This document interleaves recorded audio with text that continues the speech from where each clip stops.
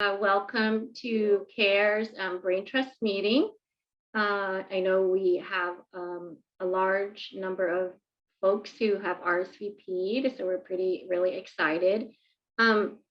We do have a packed agenda. So, oh, my name is Van Park, by the way, and I'm the PI for CARE. Let's go to the next slide so we can show what the agenda is. So I'm just going to go over a little bit of background of what CARE is, and Dr. Meyer's going to then talk about the registry, and Drs. Grill and Gallagher-Thompson will be talking about CARE and how to put in the request for using the registry. And Dr. Tsoh will be talking about some key findings from our our national COVID study, and then we'll have some Q&A and Raffles. But just feel free to put in the chat message if you have questions, and if there's something that one of us can answer in the chat, we'll do that. And if it's something that we should talk about, and we'll definitely get to it, if not at the end as well. And then in terms of evaluation, it'd be super helpful if you complete, it's a very brief evaluation survey for CARE for this meeting. So we just know how this meeting went for you, and for us to better plan our meetings in the future as well.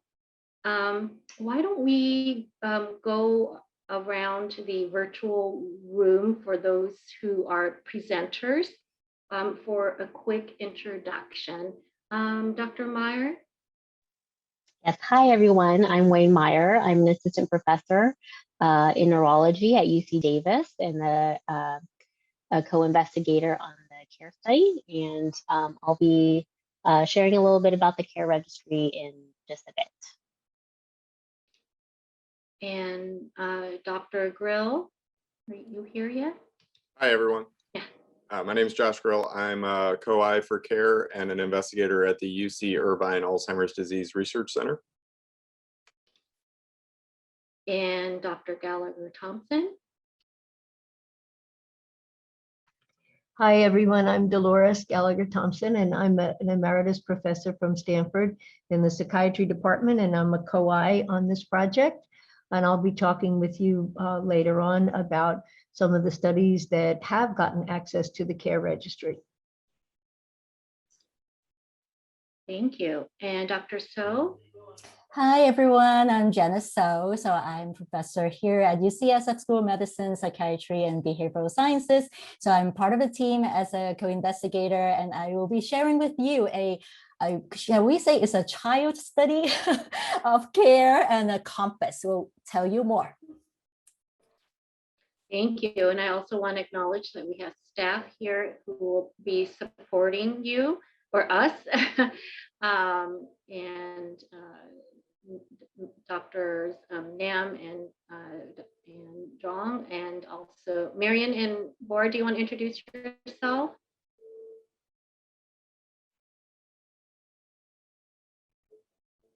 You have to unmute if you are talking. Marion. Hello, everyone. Hi. So my name is Marion Zhuang. Thanks, Van. I work with Dr. Park and all the CARE team members here at UCSF School of Nursing. Really glad to see everybody today. Welcome. Hi, I'm Bora Nam. I'm also working with Van and CARE team at UCSF. Nice meeting you all. Thank you. And Micah and Colette and Nicole. Micah is a staff, and Colette and Nicole are CARE interns. So they will also be helping us. Okay, so why don't we get started? Again, I know we have a packed agenda, and feel free to put any kind of message in the chat or questions, and our staff will also copy the evaluation. So I just want to go, over or discuss a little bit of background, which I think the audience here are probably quite familiar with who AAPI are, Asian Americans and Pacific Islanders. Asian Americans are the fastest growing racial group in the United States. And I think for many folks, you know, in the general population, they're not aware of that. And then about 7% of the population identify as Asian American and or Pacific Islander alone or in combination. And we all know that APIs are, you know, very diverse and there's a lot of heterogeneity in all these things. And I just wanted to point out that you can see here in the graph here in particular that there's a lot of heterogeneity in even English proficiency. So when you lump everyone together and, you know, look at aggregate data, 34% of all AAPI, you know, have limited English proficiency. But when you disaggregate data, and I think that's the beauty of what I hope the care registry can offer, when you disaggregate data, you can see there's a range of those who have limited English proficiency here. Next slide, please. So this is obviously a very fast track kind of like background of who AAPIs are. But we do want to also mention something super critical and a really big reason why we have the care registry is that we have large disparities in research participation for Asian Americans and Pacific Islanders. And in particular, you know, in the past 25, 26 years, only 0.17% of all NIH funded study actually focuses on AAPI. And, you know, as you saw in the previous slide, AAPIs represent 7%. And so we would obviously like to help improve that number and that statistic. And again, hoping the registry can help with that. We realize that there are various challenges to research participation that, you know, you have to have, for example, bilingual, bicultural staff. And also there is a limited awareness and education about what research is, why research is important, and you know, how one can go about participating in research and what the various kinds of research activities there are. Next slide, please. So given the, you know, what I just shared, a bunch of us thought that we really needed to build this infrastructure and infrastructure where we can address the gap and reduce disparities in research participation. And because it's funded by the NIA and given our collective interests, we also wanted to try to particularly focus on Alzheimer's disease and related dementia work, aging kind of work, caregiving, and other really health issues that, across the lifespan. And CARE has and will continue to implement culturally appropriate innovative recruitment strategies with our 24 plus community partners across California and also in the US. We just, you know, recently decided to make this a nationwide registry as well. And our goal is to recruit 10,000 AAPI. Next slide, please. Okay, so I hand it over to Dr. Meyer. Hi, everyone, again. It's really great to be here. I'm so happy to see such a great turnout of individuals who want to hear about the care registry and what we're doing, and also to hear about research studies that have hopefully benefited from using our registry. Next slide, please. So CARE is a multi-site collaboration. It's been great to have all of these academic and community partners as a part of CARE. As mentioned earlier, we have investigators at UCSF, UC Davis, UCI Mind, ICANN, and NAPCA. And again, we, all of the investigators, I think, have just been excited about this collaboration to make sure that we give AAPIs a voice in research. This is our, to some individuals from our community advisory board. As you can see, it's really almost impossible to have such a big undertaking as a registry of this magnitude without the engagement of our community partners who have been instrumental in providing us input along the way. Even before we implemented the registry, there was a lot of legwork and collaboration to make sure that we would be able to engage communities as much as we could around the registry.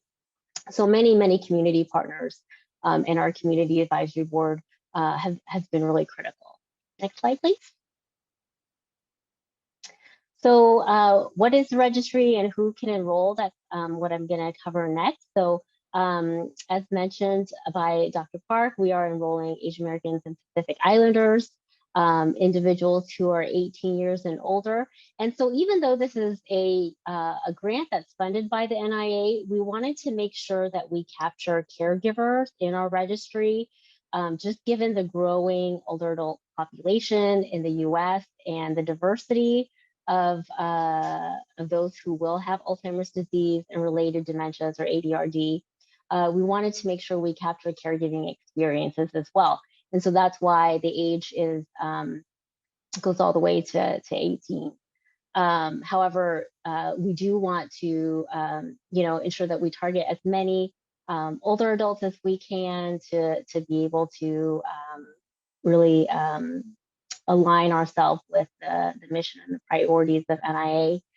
Individuals who enroll have to be able to speak and read English, Chinese, Korean, Vietnamese, or Samoan, and to be interested in being contacted for future research, right? Because this is a registry, so we really want to make sure that even though individuals who sign up for the registry do not have to agree to participate in future studies or other studies that contact them, that they really, are open to that.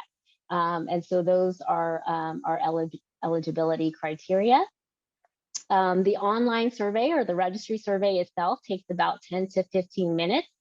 And people can fill it out either online through just a link to the survey, or they can enroll by phone.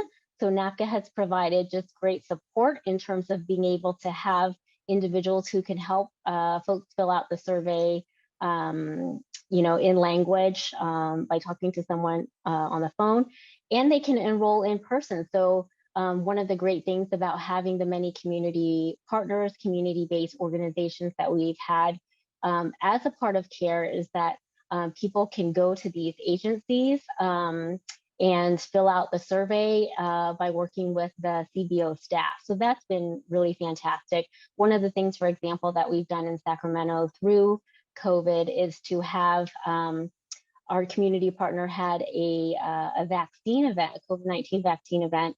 And so our staff were out there enrolling people into the CARE registry. And that's been just really great to be able to stay connected to the community through the pandemic. The CARE survey is available in 6 different languages, which makes it really unique. And participants have the option to receive a $10 gift card upon completion of our 10 to 15 minute survey. Next slide, please. So what do we ask in CARE? The survey consists of basic demographic information, and we also ask about self-reported health conditions, a variety of neurological conditions, and other conditions that affect individuals as they age: cancer, heart disease, mood, and other related issues. We also ask about health behaviors like smoking, physical activity, diet, and exercise. And we ask about caregiving experiences, if they are taking care of someone older or younger. And so we're trying to be as comprehensive as possible, but also to limit the amount of burden as much as possible. Next slide, please. So this is just a brief snapshot of the enrollees in CARE as of May 15th, 2021. So you can see here that the majority of CARE enrollees are born outside of the US. And just given the focus of the original focus of our study, most of them are from California. Roughly 12% are taking care of older adults or individuals with special needs. The mean age is right around 52, and about 27% are over the age of 60. 62% of the study is female, and about 36% are male, which is a pretty good distribution for these types of studies. About half report having limited English proficiency, and about 6% self-report ADRD symptoms. And so you can see here in the graph on the lower left that the majority of our CARE enrollees are Chinese and Vietnamese, then followed by Korean, Asian Indian, Filipino, and the other ethnic groups as well. And so we, on the right, have also collected the languages that the survey is completed in. The majority are completed in English, and then Vietnamese, Korean, and then you can see simplified Chinese, traditional Chinese, and Samoan. So really a diverse group of AAPIs, which is exciting. Next slide, please. And so now I'm going to turn it over to Josh Grill and Dolores Gallagher-Thompson, who are going to talk about some of the studies that have used CARE to enroll into their respective studies. Thank you, Wayne. So as I said, my name is Josh Grill. I'm a member of the UC Irvine ADRC and a co-I on CARE. I'm delighted to have a chance to talk a little bit about the next component of this meeting with Dr. Gallagher-Thompson about how to use CARE. So we can go to the next slide. So this schematic gives an approximation of the process by which investigators can try to use CARE. Now, I think it's a good point for me to offer just a couple of reminders. One, that CARE is an NIH-funded initiative to increase representation of AAPI in all research, but in particular NIH-funded research. Because we're NIH funded, we really are grateful to people who fill out our evaluation survey, and I'm sure we can put that back in the chat again. We are thrilled at the turnout for this meeting, but we'd love to know more about the people who are showing up to learn about CARE. We're NIH funded. We're also IRB approved by the UCSF IRB. That's important because it's the responsibility of the CARE investigators to protect the confidentiality of people who enroll in this registry. And we will, by obligation and commitment to our cause, transfer some of those responsibilities to investigators who are trying to use CARE. We take this very seriously, and we know that others who will use this tool will do so as well.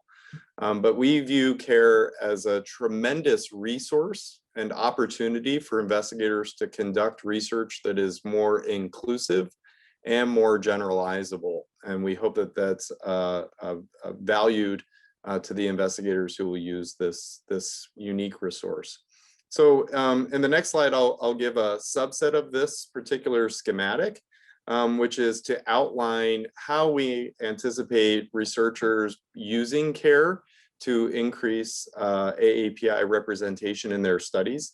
This begins by submitting a CARE referral request form. It's a brief form that's made available through the CARE website, where investigators can let us know what type of study they're conducting, how they envision the CARE registry having a benefit to their study, giving us more information about the types of inclusion or exclusion criteria their study utilize, affirming that they will get IRB approval to use CARE in this way. We, the members of the investigative team on the care side, review these forms. We, as necessary, will discuss them among ourselves and with the requesting investigator, and we'll get back to the investigative team within 1 month. Next slide. From there, all things going well, investigators will receive information about care registrants who might be eligible to participate in their study. This is done on a prescribed manner with specific numbers of contact information for care registrants who might be eligible for a given study sent to the site investigative team. Again, because we are IRB approved and NIH funded, it is critical that we get high quality data back from investigative teams who've requested information about care registrants. Specifically, as you might imagine, we're most interested in how helpful this tool was to increase the diversity of a study at your site. And this will be a bidirectional exchange of information that will really be key to understanding how impactful and successful the CARE initiative is. Next slide. So here is the website that you can access to request and complete your referral form, and a summary of the steps that are involved in trying to access care to improve recruitment of AAPI to your study. We are thrilled to have this opportunity to bring this resource to your studies, and we hope that you will be interested in utilizing it to improve your own research. And with that, I'm going to turn it over to Dr. Gallagher-Thompson, who will tell us about the first handful of investigators who've used this resource. Great, thank you, Josh. Yeah, well, so far we've had 12 requests to access the CARE registry as of this month. And as you can see from this slide, they're from a variety of academic institutions. 5 are from UCSF, which you might well imagine is a way to get started.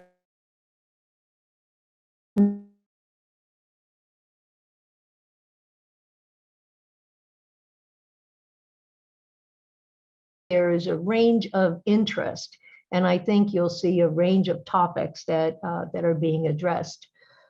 Now, if you look at the type of the research area, the area of focus, 5 of them are focused on dementia or mild cognitive impairment. There are 3 focused on caregiving specifically, and 4 we've grouped in this category of other because they're not in either of those 2, and they represent unique areas of interest. And in terms of the study design, 5 of them are intervention studies. 3 are observational, and then 2 each online and survey studies. So who do they want? Who are they querying the registry for? Well, over half, so about 60%, no specific AAPI group, AAPI in general. So the variety that we have represented in the sample is of interest to the investigator. That's what that means. The smaller number would be a specific subgroup, such as Chinese American, Korean, etc. As you saw earlier, we have certain specific subgroups that we focused on. So may I have the next slide, please? Here you see the titles of the requesting studies. So they are, it's too much to read all at once, so I'm just going to highlight a couple of them for you so that you can see, again, the breadth of studies. So let me bring your attention to the right-hand column, the second one down, Asian cohort for Alzheimer's disease, or ACAD. This is a new initiative that's been developed by Dr. Park and others in other PIs in the group, Dr. Meyer, to specifically create an Asian cohort. This does not exist so far. This is why the representation in the NIH studies has been so low for Asian Americans. You around.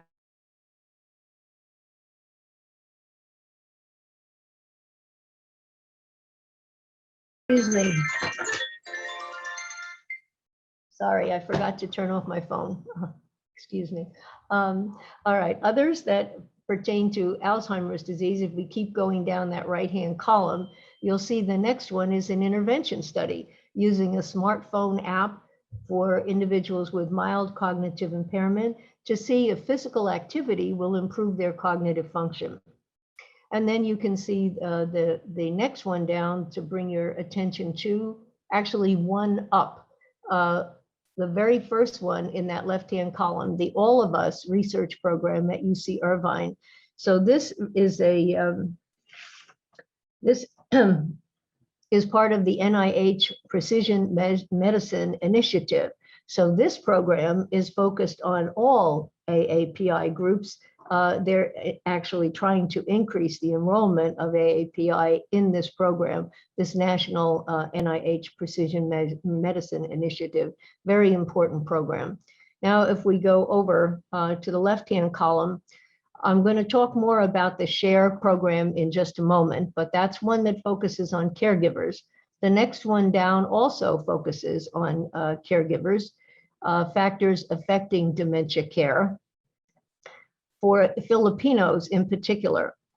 And then the last one in that column is also caregiver focused, gives you an idea of what we've gotten so far in the caregiver realm.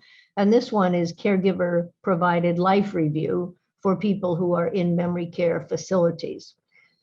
Now, on the other side, if you look again now at this left-hand column, the fourth one down, this one focuses on Chinese Americans with type 2 diabetes, the idea being to evaluate the psychometric properties of a commonly used questionnaire, the Diabetes Knowledge Questionnaire, to see if it's really appropriate for Chinese Americans, and if not, to be able to modify it successfully. And if you look to the right of that, the ACTION study, this one has to do with cardiovascular health. The use of physical activity to promote cardiovascular health in AAPI groups. So I think if you have the time to read the rest of the slide, that would be great, because you'll see the tremendous variety here in terms of both the interventional studies, the observational studies, and we're just incredibly encouraged that this range of work is going on at the present time. These are studies that are either approved now or already approved and have access, or they are in progress, kind of in the final stage of what Dr. Grill described. If I may have the next slide, please, the SHARE project. So the SHARE project is focused in particular on Korean Americans.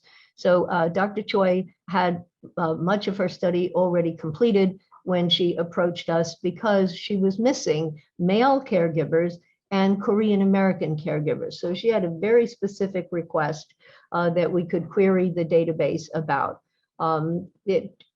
The study itself involved focus groups to learn more about caregiving in these particular subgroups of interest. And you can see the process here. She obtained IRB approval. After her request was reviewed and approved, she obtained her IRB approval, shared it with us, and then she was given very specific information from the database, limited information, the name, the language preference, and the preferred contact method of the individuals who met her criteria. So even though we collected additional data, as was described earlier, that is not shared. It's just these basic facts so that the PI can contact that person and then let us know what happened with that contact. Did it result in the person enrolling in the study or not? And if not, what might be some of the explanatory factors? So we provide them with templates so they can invite the individuals. We provide them with scripts so that they can explain care and explain their connection to care. And then we also provide a tracking log so that they can more easily return information to us. And this whole process began, it was relatively quick, I think. It was late January that she submitted her request, and early February it was reviewed. Mid-February, the information was shared, and now mid-March, the report was provided. And she did meet, I can share with you that she did meet her enrollment targets. And she was very grateful for the opportunity to have access, potential access to men, Korean American men caring for someone with dementia without having to go through, an entire recruitment process. So that's the end of my part in this. So the next slide, I believe next is going to be Janice, Dr. Tsoh, talking about the COMPASS study. So Janice. Thank you, Dolores. Thank you so much. That was very informative. I hope that it was helpful to all of you. Just a quick change in schedule for just briefly. We have Quyen Vuong from ICANN, who is our care community partner, who is here with us, and she would like to just share her perspective and experience of being a community partner with CARE. Quyen, are you here? Yeah, I'm here. Can you hear me? Yes. Sorry, my Wi-Fi is kind of like unexpected, kind of like acting up. So I just want to make sure I put in my thoughts before I get disconnected. So basically, I am super, super excited to join CARE because, it's been so long that I've been told every time I run a community-based organization working with Vietnamese children and families. And literally every time I go to see a funder, they always ask me, do you have any literature on Vietnamese people to support the points that you are claiming? And of course, there's not enough research. On top of that, my people, by and large, they do not know what research is. They think research belongs to the academia who live in the ivory towers and who cook things up, and they just tell you what to do. But what they don't realize is that the research actually comes from them, and it turns around, and then sure, the academia can do some magic with the analysis, but then the results come out to benefit them. So that's the part that they don't understand. Secondly, they thought that research is something kind of like so big and fancy that they cannot understand. So Dr. Park, she had these great programs that just open people's mind about what research is, especially that Korean focus group. What we did is we invited them to go there, watch some clips and discuss, and then give their opinion. And they thought that was it. I mean, you mean there's no right or wrong? So that goes to show that, community-based research, you need to have CBOs, community partners, at the heart of it, because otherwise, it won't be the same. And people have told us that because they trust us, whatever we ask them, they would do. But if they receive the information from another agency or from a UC, prestigious UC university, but they don't know anyone there, they would not respond. So I just want to highlight the importance of a CBO, and I appreciate Dr. Park for allowing me the opportunity to be in this important study to raise the voice of Vietnamese Americans in particular and Asian Americans in general. Thank you. Thank you, Quyen. So yeah, ICANN is a really key and valuable partner for CARE, and we so much appreciate your partnership in this. And this is a true partnership. I get told all the time by community partners, including ICANN, Van, we should do it this way, Van, this and that. And trust me, I have to listen, we have to listen. And that's really how we learn. So thank you. So Let's go to Dr. Tsoh now, who will provide some key findings from our COMPASS study, which utilized the care registry. Right, great, thank you. So, wow, so glad to see many of you here. I see actually people from different time zones, so welcome again. And so I'm here representing our team, sharing with you some of the key findings of COMPASS, and I will watch my clock, closely just to make sure that we have time to discuss. So I'm going to fly by some slides, but pretty quickly, just to highlight a few things. And as Dr. Park mentioned, COMPASS is a study of care. Actually, is a supplement funded by administrative supplement specifically for COVID, and this is a national survey looking at COVID-19 impacts on mental and physical health on Asian American and Pacific Islanders. That's how its name stands for COMPASS. Altogether, we have over 5,000 AAPI adults completed the survey. So in the context of care, this is actually among the first demonstrated project in a way of how we leverage care registry to conduct this cross-sectional national survey. So at the time when we conducted it, which is during October through January, which opened for the public, within that 4 months, we actually accomplished we recruited more than 4,000 individuals. So at the beginning of the recruitment, we sent invitations to the 2,600 care participants at the time, and we have 20% of them completed COMPASS or participated in COMPASS. So just coming back to COMPASS, in terms of the rest of the recruitment as stated here, where we also extended a little bit of our recruitment through May, where we actually worked very closely with our community partners to complete our recruitment. And then later you would see our diverse sample here. So if you would like to know more about the study, so you can visit our study website, compass.ucsf.edu. So let's take a look at the COMPASS participants. So the average age is 47, and wide range, 19 years old to 98 years of age. And just like care registry, we actually utilize multiple ways in terms of completing the survey, both online and also telephone support, and cannot mention more about the essential roles that our community partner and community investigators have involved in this here. So you can see we have participants from all regions, majority of them from the West, and also we from Northeast and Midwest, and then South as well. And about 2 in 3, 64% are female. Okay, next slide, please.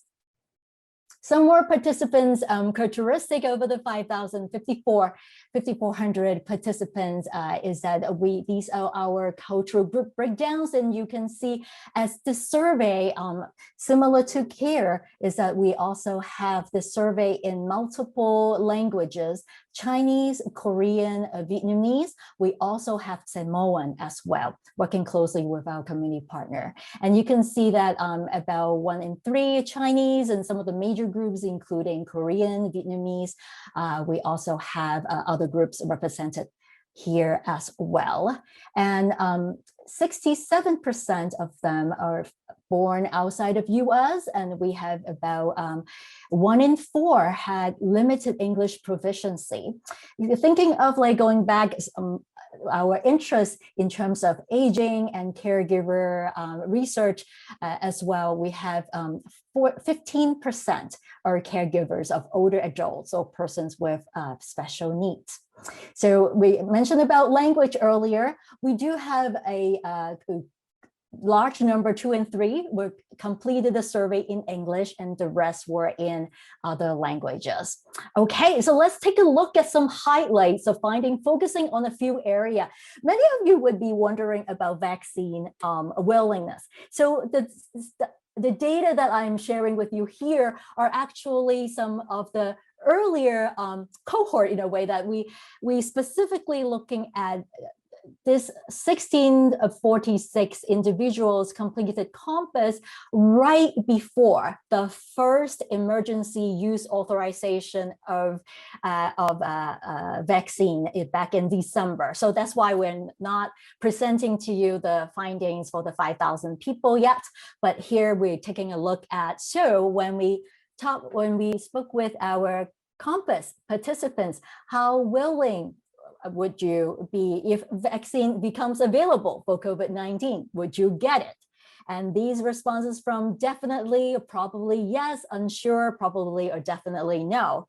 And you could see that about 25% said that they were unsure and or probably definitely no. And we have a lot higher among our Native Hawaiian Pacific Islander participants, 48% of them actually indicated being unsure, probably or definitely no at the time prior to the vaccine become available. Let's look at the next slide. So here we're talking about vaccine concerns, and this paper has been published already in the Journal of Racial and Ethnic Health Disparities. And here the same sample again is before the first authorization of vaccine for COVID-19. Here we talked about what are your concerns, and so you can see here is actually a lot of people had concerns, very reasonable, and 76% had one or more concerns. Most common concerns are side effects, and then among those is about 34% said they only worry about side effects, and much lower percentage if they have only one concern that they would be worrying about vaccine safety. But we have a good number, 36% of them reported multiple concerns. You can see this graph here kind of plotting against a willingness by the number of concerns. As you can see, the blue bars, those are the ones that with no concerns, that when and farther to the left, the categories for definitely yes and probably yes. So you could see the no concern is like way up higher for those definitely yes. Now, as you go to the red bars, those are the one who said one concern. Okay, so you still have people who said definitely yes, despite that one concern. Okay, and then as you see the green bars, now that we're getting like more than two or more concerns, and you could see as compared to other types or the number of concerns, you can see more of them as they have multiple concerns. They tend to be more unsure, even probably or definitely no.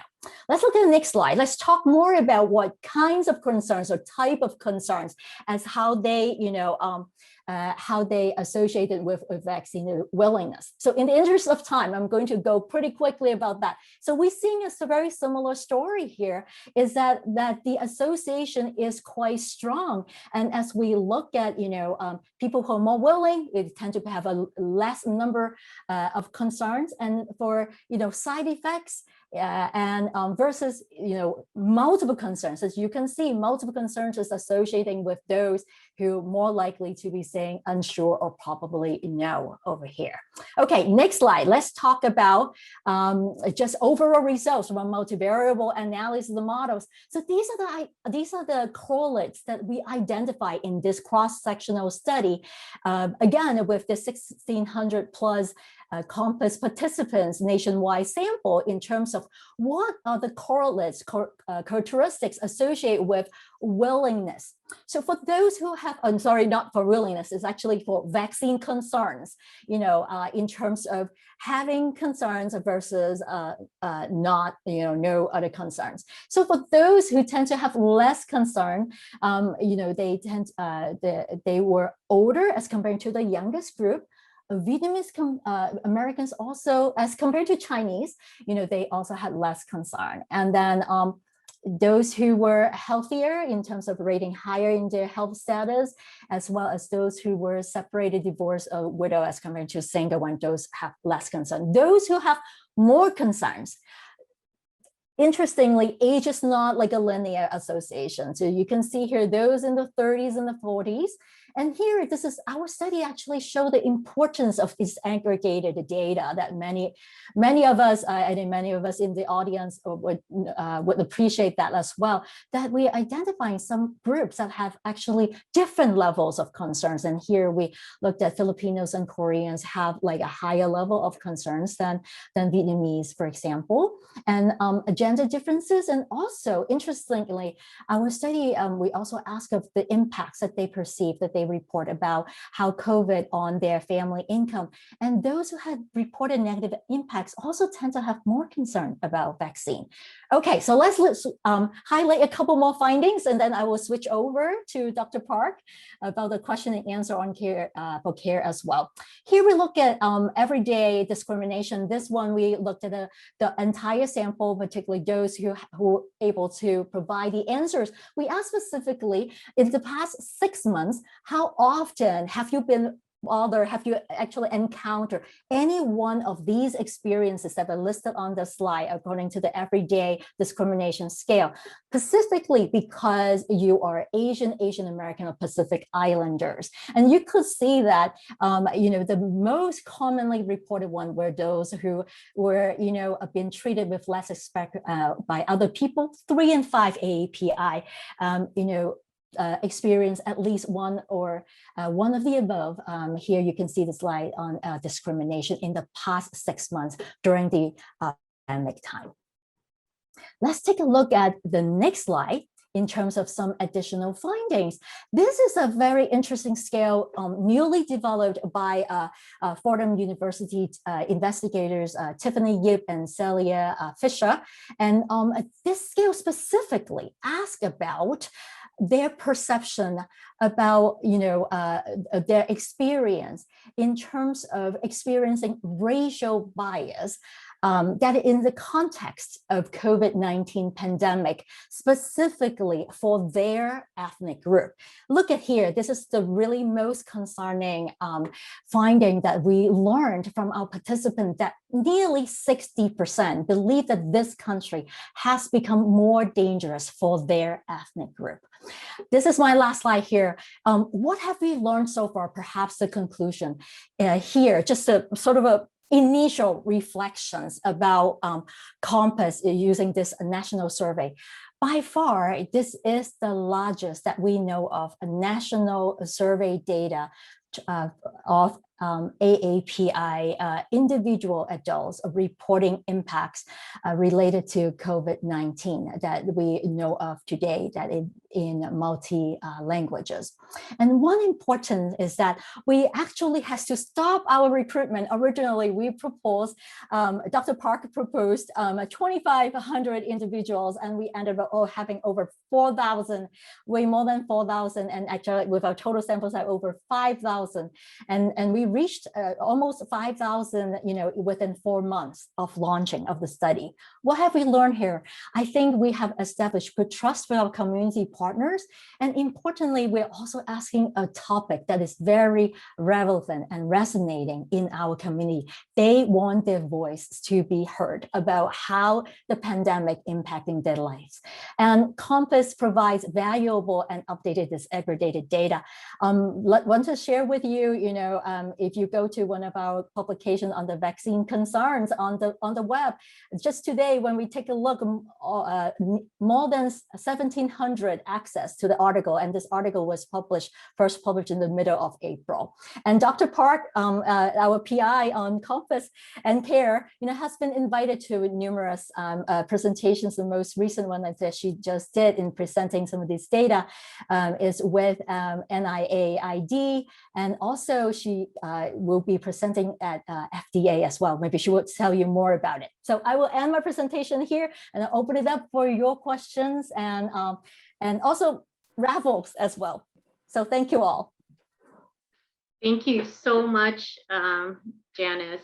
That was really great. And I really want to acknowledge our co-presenters here who all did an awesome job. And I know, there's so much that we could share and talk more about, but we are trying to be respectful of our time together and save some time for Q&A. So before we get to the raffles, I do want to alert and bring to your attention the evaluation survey, which will also be emailed to you. The link will be emailed to you. But please, again, it's a very, very brief survey. It'd be super helpful for us if we can get responses to our questions about how the meeting went for you. And perhaps things that, questions, etc., that you might have. So for now, we are opening it up for Q&A, and I know I'm trying to the chat box and respond as much as I could.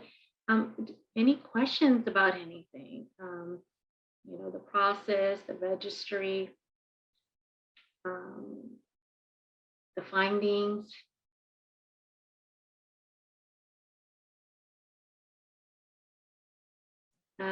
Yes, Scarlett? Hi, this was so interesting and such a great series of presentations. I had a question regarding your approach for recruiting participants into the registry. I mean, it's just incredible. Having done my share of participant recruitment and survey studies on focusing on minority and underserved populations, it's, as you can appreciate, incredibly challenging. So the fact that you got over 5,000 within just, I guess, 6 months is like astounding. So I had a question about what approaches you used. I know I saw an ad pop up in my Facebook feed, so that's the approaches. And if you have any sense about how representative the participants are to the underlying population. Yeah, well, as you know, this is, it's not, because it's a sign up, it's not meant to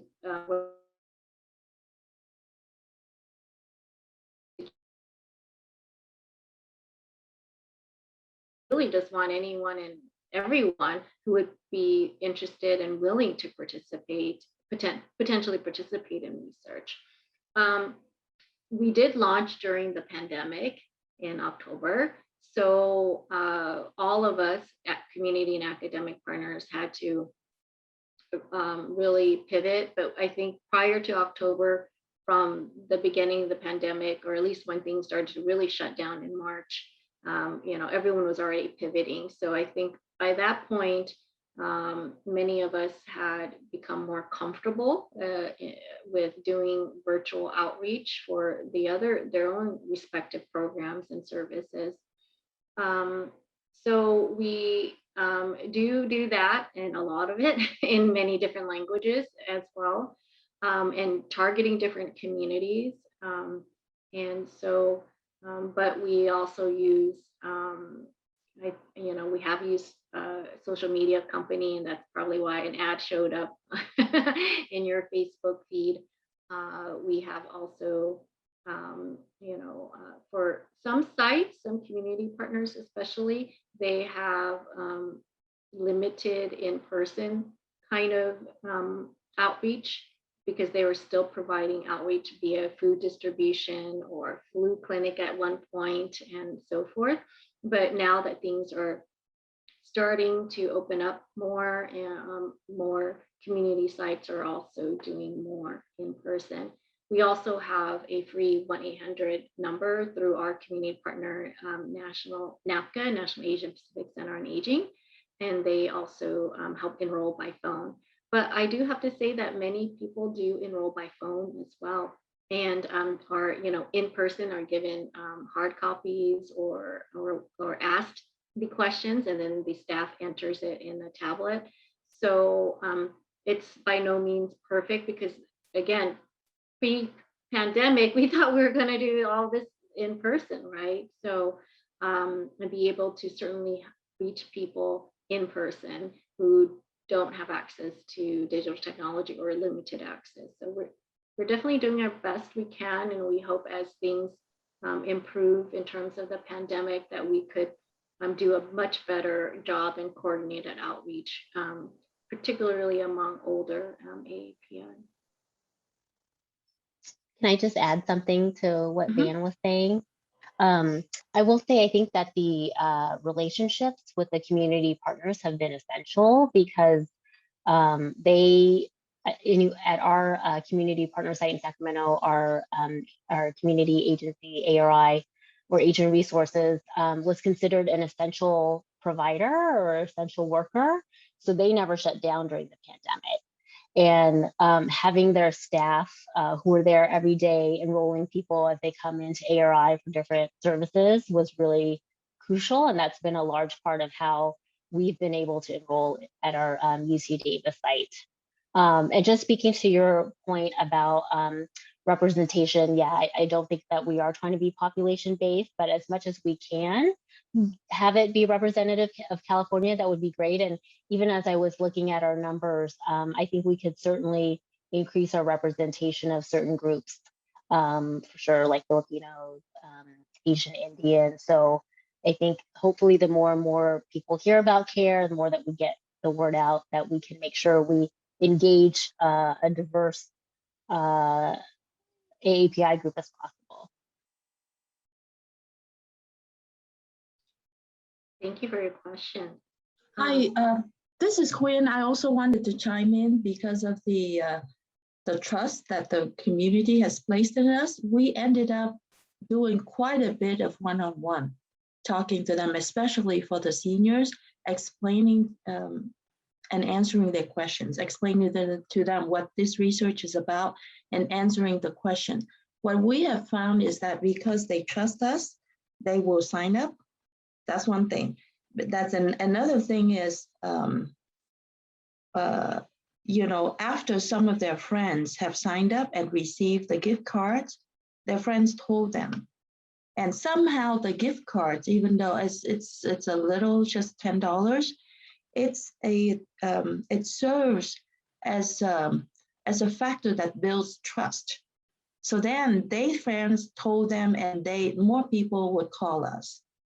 And then, you know, especially with all the efforts that we try to do to help people understand what research is, so that they're not as frightened about it, then they feel a lot more comfortable. Thanks, Quyen. That was awesome. Thank you again for your time. Please do reach out to us, and we do hope to hear from you. And please share about the registry, help recruit more people, and of course, utilize the registry as well. Take care, all.